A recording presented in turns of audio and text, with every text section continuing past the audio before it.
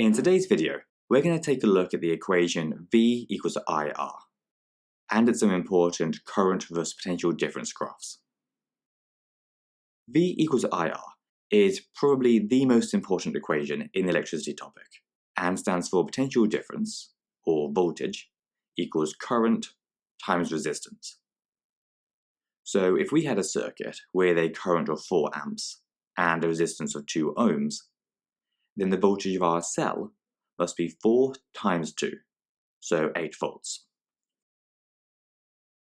Or for another example, if we had a 24 volt battery, which was producing a current of 8 amps, then to find the resistance, we'd have to rearrange our equation to R equals V over I, and then do 24 divided by 8 to give 3 ohms.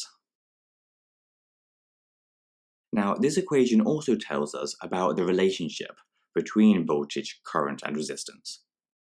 As long as the resistance stays constant, then as we increase the voltage, the current should increase proportionally, or vice versa. And we can see this if we plot a graph of current against potential difference. As the potential difference increases, for example, we use a bigger battery, the current produced in the circuit would also increase. And this negative part down here just shows the same thing, except the battery is attached the opposite way around. So the voltage and current are effectively negative. We get these nice straight lines in circuits that contain only wires or resistors, because for these circuits, the resistance stays constant the entire time, which remember was the requirement we mentioned earlier.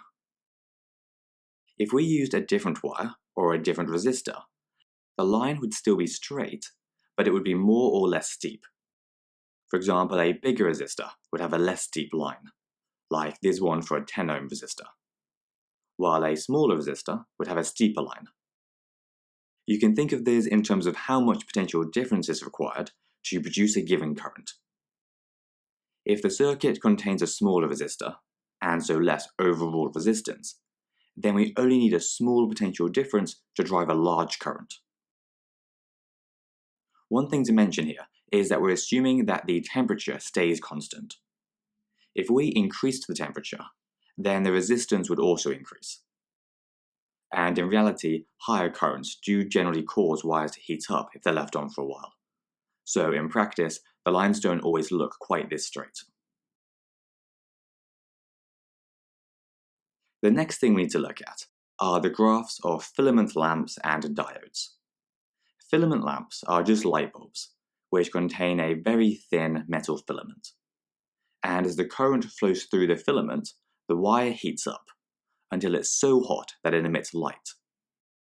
All of this heat massively increases the resistance though, and so the curve gets less steep as we increase the current, which is just showing that less current can flow per unit of potential difference at these higher voltages, because the temperature and resistance is so much higher. Diodes, on the other hand, are devices that only allow current to flow in one direction, which is why they only show a current when the potential difference is positive. They do this by having a really high resistance in the reverse direction, so that effectively no current can flow in that direction.